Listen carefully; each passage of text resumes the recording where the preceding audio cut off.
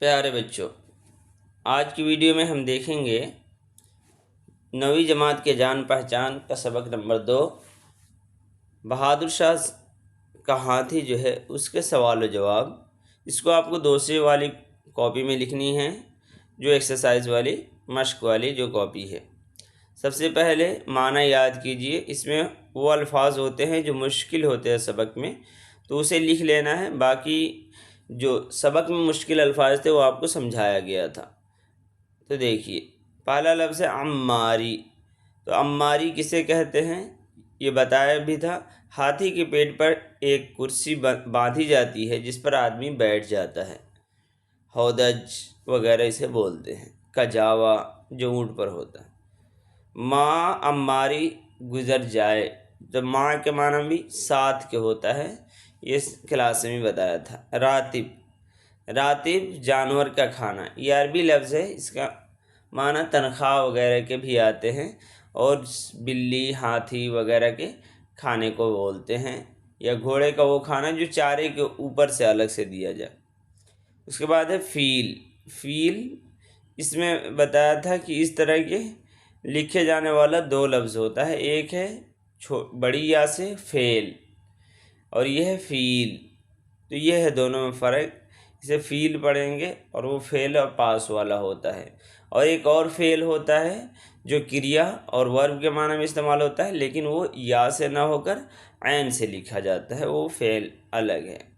تو یہ ہے فیل، جو آپ لوگوں کو یاد کرایا تھا کس لفظ سے، جو قرآن شریف کے سورہ فیل ہے، الم تر کیف فعل ربک باصحاب الفیل۔ اس کے بعد اگلا لفظ ہے جاگیر، بادشاہ کی طرف سے عطا کی گئی زمین کو جاگیر بولتے ہیں۔ اس کے بعد ہے غافل پا کر سور میں لپیٹ لیا، جسے جاگیر اور خطاب انہیں دیا تھا مہابت خان کا۔ اب یہ غافل بے خبر۔ سر نیگوں، یہ 2 لفظ ہے، یہ دونوں ملا کے یہ مرکب بنا دیا گیا ہے۔ نیگو مانے جھکا ہوا، جھکائے ہوئے، تو سر نیگو چلتا تھا، یعنی بادشاہ جب اس پہ سوار ہو جاتے تھے تو سر کو جھکا کے چلتا تھا، تو وہاں یہ لفظ استعمال ہے۔ اس کے بعد غور کیجئے جو ہوتا ہے وہ اس سبق کا نچوڑ ہوتا ہے کہ اس سے ہمیں کیا سبق ملتا ہے۔ تو باقی تو یہ ایک لائن لکھیے، اور اپنی طرف سے بھی اگر کچھ لکھنا چاہیں تو اسے بھی لکھ سکتے ہیں، 1-2 لائن اور بڑھا کر۔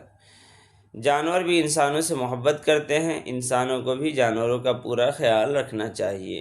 اس سبق سے یہ نچوڑ نکلتا ہے۔ اب اس کے بعد سوچیے اور بتائیے، اس سے آپ سمجھ میں آتا ہے کہ آپ اس سبق میں کیا سیکھے، وہ معلوم ہوتا ہے۔ تو یہ آپ کے نالج کو جانچنے کے لیے ہے کہ کیا آپ کو کچھ سمجھ آیا بھی یا نہیں۔ تو پہلا سوال ہے، بہادر شاہ نے لاہوری دروازہ کیوں توڑوایا تھا؟ تو یہ پہلے ہی پیراگراف کے بالکل آخر میں تھا۔ تو کیوں توڑوایا تھا؟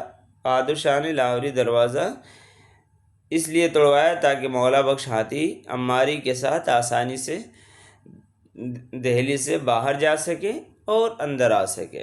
تو یہ ہے اس کا جواب۔ دوسرا ہے، مولا بخش کے پاس بچے کیوں آتے تھے؟ تو یہ بھی آپ کو معلوم ہے، اور یہ اگلے پیج میں لکھا ہوا ہے کہ بچے جن کے ہاتھی کے پاس کیوں جمع رہتے تھے، تو گنے کے لالچ اور سواری کے لالچ میں یہاں رہتے تھے۔ تو مولا بخش کے پاس بچے اس پر سواری کرنے اور گنوں کے لالچ سے آتے تھے۔ تیسرا سوال ہے، ہاتھی کی روٹی کیسی ہوتی تھی؟ تو اس کا بھی دوسرے صفحے میں دوسرا جو پیراگراف ہے اس میں لکھا ہوا ہے کہ 2-3 انچ موٹی ہوتی تھی۔ تو اس کو پورے طور پہ کیسے لکھیں گے؟ جواب، ہاتھی کی روٹی 2-3 انچ موٹی ہوتی تھی۔ اس کے بعد چوتھا، مولا بخش نے کھانا کیوں بند کر دیا تھا؟ تو آپ جانتے ہیں کہ بچوں کو جب اسے کے پاس جانے سے روک دیا گیا تو مولا بخش نہیں کھاتا تھا۔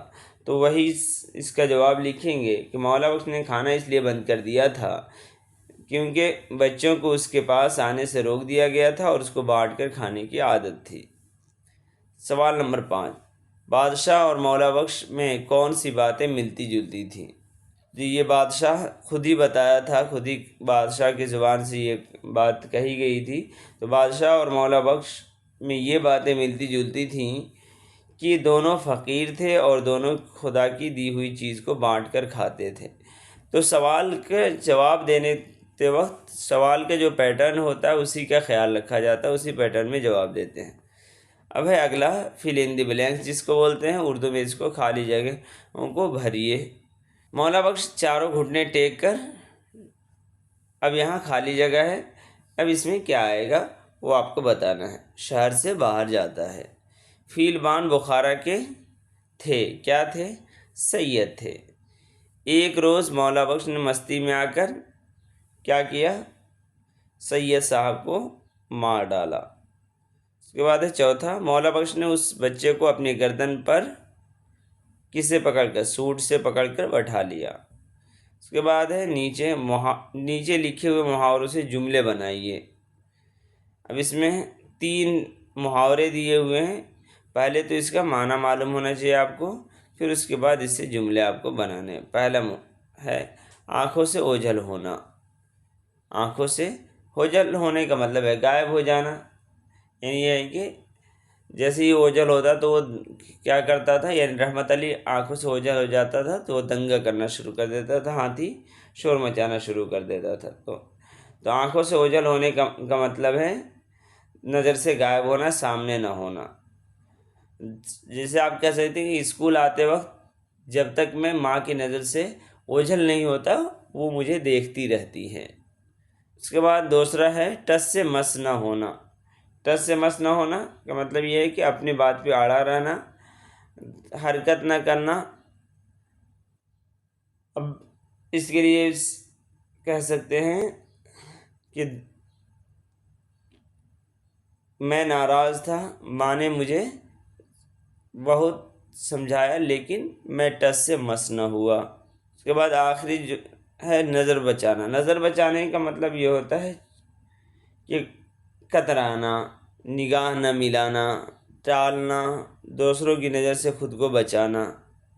تو یہ اب اس پہ جملے آپ بنا لیجئے۔ استاد جب طلبہ سے سوال کرتا ہے تو بہت سارے بچے نظر بچانا چاہتے ہیں۔ اب اس کے بعد اگلا ہے نیچے لکھے ہوئے لفظوں کے متضاد لکھیے۔ تو متضاد آپ کو کئی بار بتایا گیا کہ یہ ضد سے یہ لفظ بنا ہے۔ متضاد یعنی الٹا، جس کو ہندی میں بولتے ہیں ویلوم شبد اور انگلش میں بولتے ہیں اپوزٹ ورڈ بول لیتے ہیں یا اینٹونیمز بولتے ہیں۔ اب دیکھیے یہ لفظ بلند، تو بلند کا کیا ہوگا؟ پست۔ غافل باخبر، بے قابو قابو، سربلند سرنگوں، صبح اور شام۔ اس کے بعد ہے آپ کو عملی کام دے رکھا ہے۔ عملی کام یہ خود آپ سے کو کرنا ہے۔ اس میں جو پوچھا ہے پہلے تو اس تعریف دی گئی ہے جو آپ کو کہ ضمیر کسے کہتے ہیں، ضمیر کی تعریف دی ہوئی ہے کہ ضمیر کہتے کیا ہیں۔ تو یہ آپ اسم کی جگہ استعمال ہونے والے لفظ کو ضمیر کہتے ہیں، تو بس اس کو یہی لکھ لینا۔ مثلاً اس، وہ، تم، میں، ہم وغیرہ۔